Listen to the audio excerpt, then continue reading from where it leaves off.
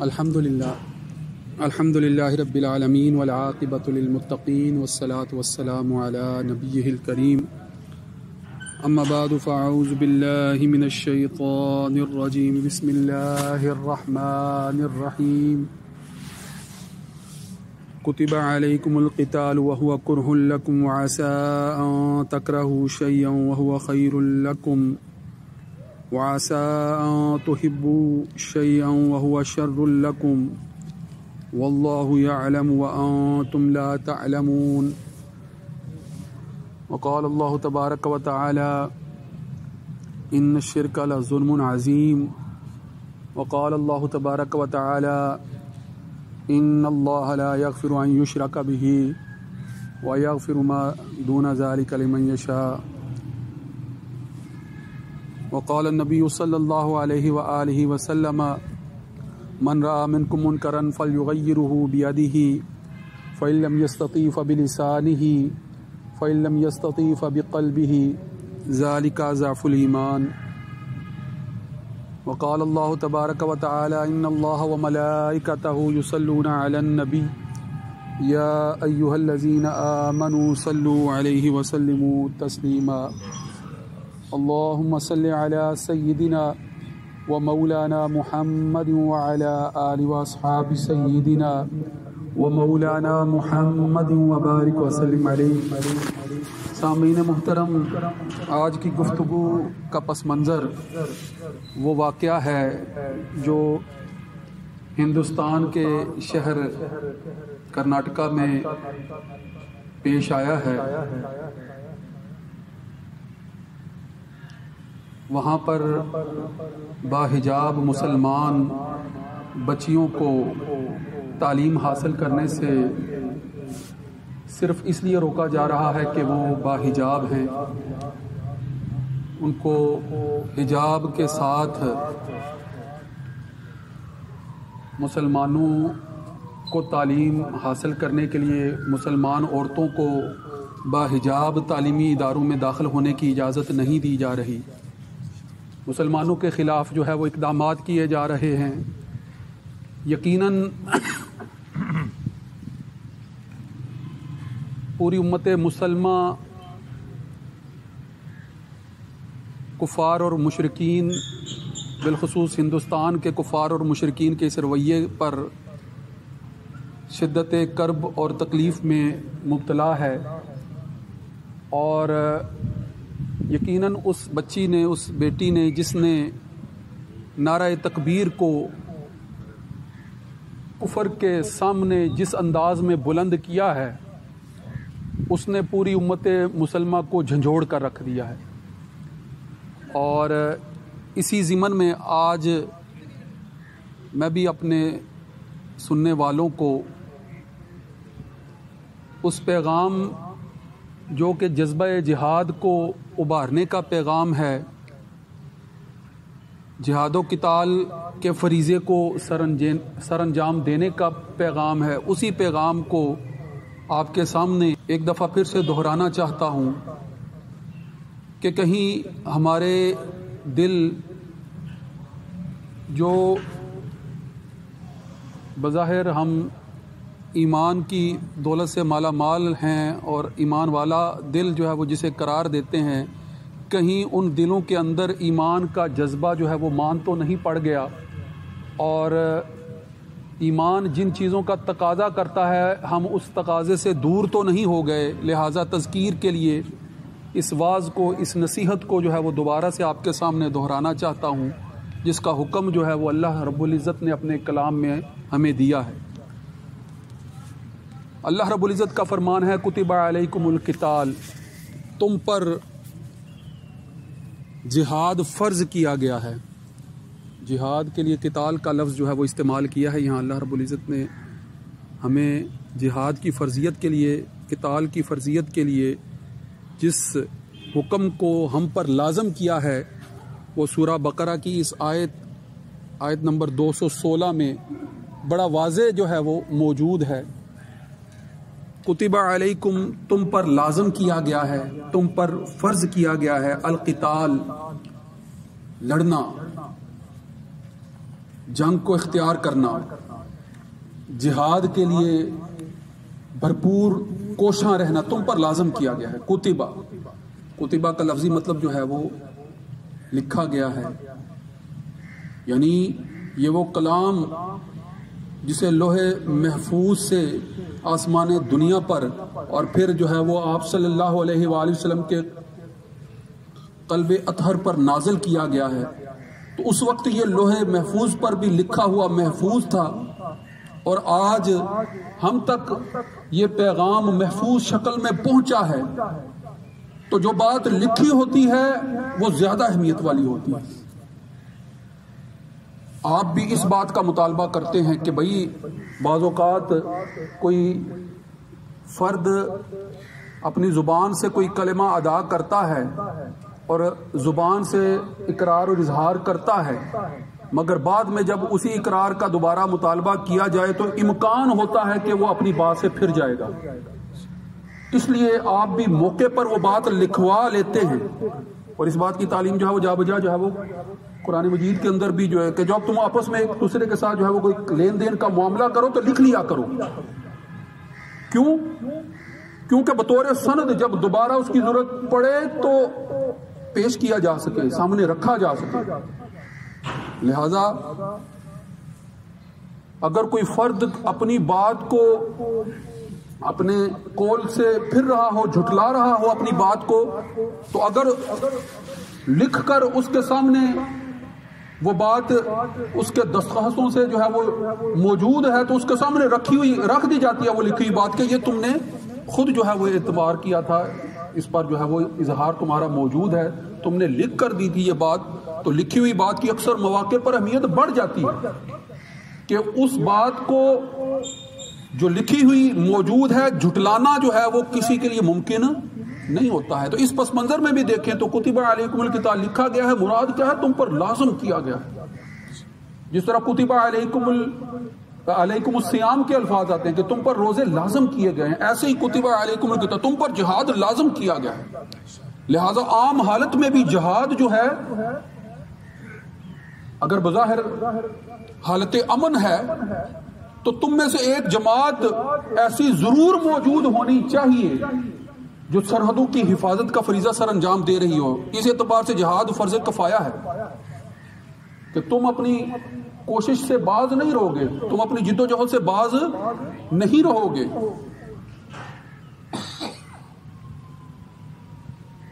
اور یہ جہاد جو ہے وہ ہے تو مشکل چیز، جہاد اور قتال، جنگ کے لیے نکلنا، قتال کے لیے نکلنا، لڑنے کے لیے نکلنا ہے تو مشکل چیز، آسان تو نہیں ہے۔ خون بہانا آسان تو نہیں ہے، لڑنا آسان تو نہیں ہے، لڑنے کے لیے اپنے گھر بار کو چھوڑ کر نکلنا آسان تو نہیں ہے، اپنی سواریوں کو تیار رکھنا اور جو ہے وہ سواریوں کی ضروریات کو ہمہ وقت پورے کرتے رہنا۔ جدید دور کے آلات کے حساب سے دیکھا جائے، ماضی میں تو گھوڑے ہوتے تھے اور گھوڑوں کو جو ہے وہ کھانے پینے کے لیے جو ہے ان کی صحت کے لیے، ان کی جو ہے وہ جسمانی ضروریات کو پورا کرنے کے لیے، ان کی صفائی ستھرائی کے لیے اقدامات بڑے کیے جاتے۔ آج کل جدید ٹیکنالوجی ہے تو جدید دور میں بھی جو جدید جنگی وسائل ہیں، جنگی اسلحے ہیں، ان کو تیار رکھنا، ان کو ایک جگہ سے دوسری جگہ تک لے کر جانا، پہنچنا، خود اس کے ساتھ پہنچنا، جنگی وسائل کو جو ہے وہ گروہ کار لانے کے لیے جو ہے وہ ان کو ہم وقت تیار رکھنا، یہ بھی مشکل کام ہے، آسان تو نہیں ہے۔ پھر ہر وقت جو ہے وہ جان ہتھیلی پر رہتی ہے، ہر وقت جان ہتھیلی پر رہتی ہے کہ ابھی اسی لمحے کچھ ایسے اقدام ہو گئے تو جان جو ہے وہ جانا افریقہ کے سپرد کرنے کا لمحہ آ جائے گا۔ ہر وقت تو آسان تو نہیں ہے، مشکل چیز ہے۔ جہاد اور قتال کے لیے اپنا مال خرچ کرنا پڑ رہا ہوتا ہے، اپنے علاقے کو چھوڑنا پڑ رہا ہوتا ہے، اپنی جانوں کو جو ہے وہ بطور نذرانے کے لیے ہر وقت جو ہے وہ ہتھیلی پر رکھ کر جو ہے وہ چلنا پڑ رہا ہوتا ہے، آسان تو نہیں ہے۔ مگر اللہ رب العزت کیا فرما رہے ہیں؟ کتب علیکم القتال وہو کرہ لکم، کہ تم پر جہاد فرض کیا گیا ہے حالانکہ یہ بڑا ناگوار ہے تمہارے لیے، یعنی اس میں تمہارے لیے مشکل ہے، ناگواری ہے، تمہارے لیے پیچیدگیاں ہیں اس میں، تمہارے لیے دشوار گزار ہے یہ کام،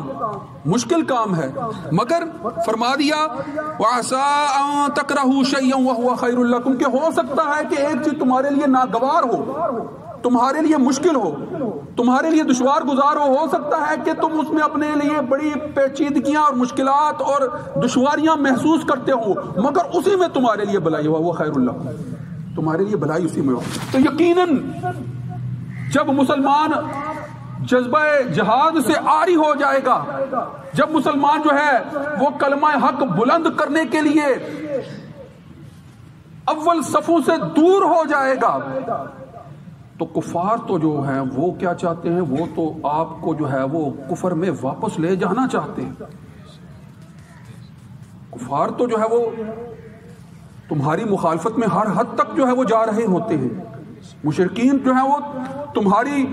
مخالفت میں جو ہے وہ کوئی بھی کام کرنے سے رک نہیں رہے ہوتے ہیں۔ تو غور تو کرو کہ اگر جو ہے وہ تم جذبہ جہاد سے عاری ہو کر اگلی صفوں میں پہنچ کر جو ہے وہ اپنی امت کے دفاع کے لیے اقدامات نہیں کرتے ہو، تو وہ تمہاری صفوں پر جو ہے وہ غالب آ جائیں گے۔ اس کا نتیجہ کیا ہوگا کہ پھر تم کو وہ اپنا غلام بنا لیں گے، تمہیں وہ اپنا جو ہے وہ حقیر اور رذیل جو ہے وہ معاشرے کا فرد بنا کر جو ہے وہ چھوڑ دیں گے، اور اس حالت میں جو ہے وہ تم اپنی بنیادی عبادت کا فریضہ نماز، روزہ، حج، زکوٰۃ بھی آزادانہ جو ہے وہ ادا نہیں کر سکو گے۔ تم آزادانہ طور پر جو ہے وہ اپنی بنیادی دینی ضروریات کو پورا نہیں کر سکو گے، تم اپنی عورتوں کو باحجاب رکھنا اس بنیادی فریضے کو جو ہے وہ پورا نہیں کر سکو گے۔ تو لہذا جذبہ جہاد سے عاری افراد یا عاری قومیں یا عاری علاقے کہ جن کے اندر جو ہے وہ جذبہ جہاد کی حقیقت جو ہے وہ مفقود ہو چکی ہوتی ہے، پھر ان کے لیے جو ہے وہ کفار اور مشرکین جو ہے وہ ویسی ہی مشکلات کھڑی کرتے ہیں جس وقت جیسا کہ اس وقت ہندوستان میں حالت ہے مسلمانوں کی۔ یہ الگ بات ہے کہ ہم اپنے علاقوں میں اپنے آپ کو محسوس کر رہے ہیں اور ہمیں اس بات کا احساس نہیں ہے، ہماری حالت ویسی نہیں ہے کہ جیسے ہندوستان کے مسلمانوں کی حالت ہے۔ یقیناً جو ہے وہ پاکستان کے وجود کی وجہ سے جو ہے وہ ہمیں اللہ کا جو ہے وہ لاکھ لاکھ شکر ادا کرنا چاہیے، مگر اس کا مطلب یہ بھی نہیں ہے کہ ہم مسلمانوں کے حقوق کے لیے آواز اٹھانا بھی چھوڑ دیں۔ اس کا مطلب یہ نہیں ہے کہ مسلمانوں کی جو وحدت کی بنیادی ضرورت ہے اس کو پورا کرنے کے لیے اقدامات کرنا چھوڑ دیں۔ عالم کفر کے معیارات بڑے دوہرے ہیں، یہ بات آپ واضح طور پر جانتے ہیں کہ وہ جو چیز اپنے لیے پسند کرتے ہیں، وہ جس حق کی اپنے لیے بات کرتے ہیں، وہ انسانیت کی بنیاد پر چاہے کہہ رہے ہیں کہ یہ انسانیت کا حق ہے، مگر خاص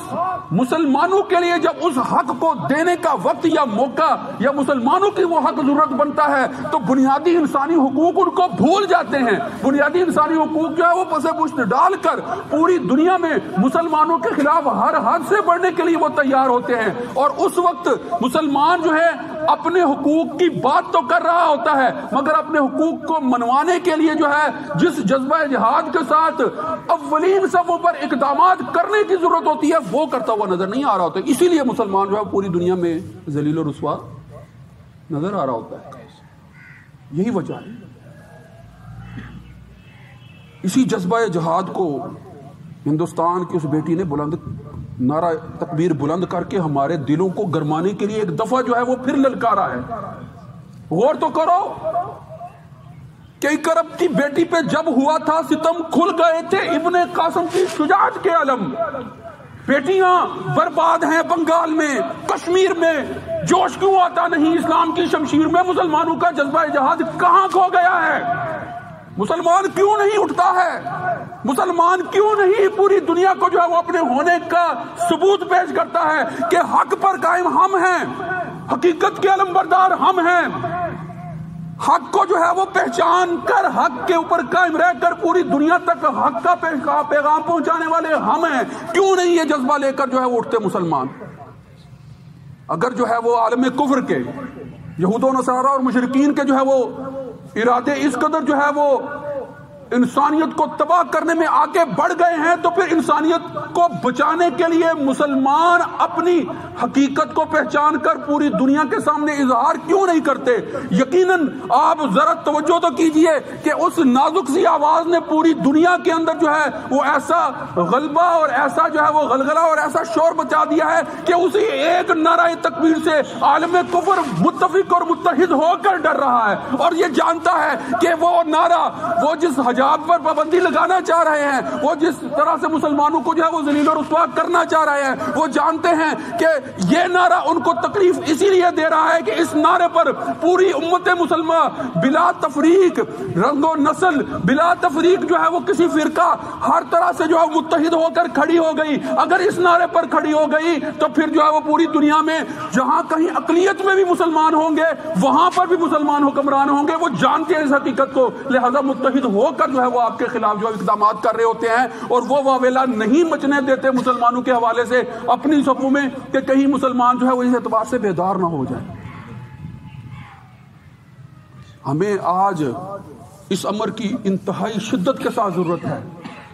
عالمی اسلامی اتحاد کی انتہائی شدت کے ساتھ ضرورت ہے، اور ساتھ ہی ساتھ جو ہے وہ جہاں تک ہو سکے مسلمانوں کی تائید، حمایت، دامے درمے سخنے قدمے، جس قدر جس میں جیسی استطاعت ہے وہ کتب علیکم القتال کا فریضہ سر انجام دینے کے لیے کوشش کرتا رہے۔ اس کوشش کے ذریعے سے شاید وہ اس چونٹی کی طرح ہی اپنا جو ہے وہ کچھ نہ کچھ اقدام کرنے کے قابل ہو سکے کہ جب حضرت ابراہیم علیہ السلام کو جو ہے وہ آگ میں پھینکا جا رہا تھا تو ایک چونٹی جو ہے وہ ایک قطرے سے بھی کم مقدار میں پانی لے کر اس طرف بڑھ رہی تھی اور پانی پھینکنے کے لیے جو ہے وہ اپنا اقدام کر رہی تھی۔ کسی نے پوچھا کہ یہ پانی کیا آگ کو بجھانے کے لیے استعمال ہو سکتا ہے؟ اس کی کیا حیثیت ہے؟ اس کی کیا حقیقت ہے؟ تو اس نے جواب دیا کہ یقیناً اس سے تو اتنی وسیع آگ بجھ تو نہیں پائے گی، مگر میں خود اس رستے پر تو ہوں نا جو رستہ حق کا رستہ ہے،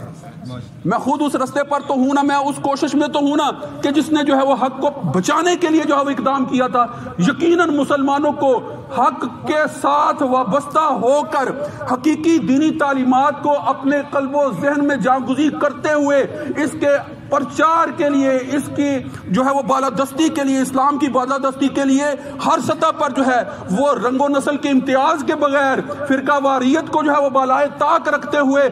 ایک ہو مسلم حرم کی پاسبانی کے لیے نیل کے ساحل سے لے کر تابہا کے کاشغر۔ وآخر دعوانا الحمدللہ رب العالمین۔ سنت عطا فرما۔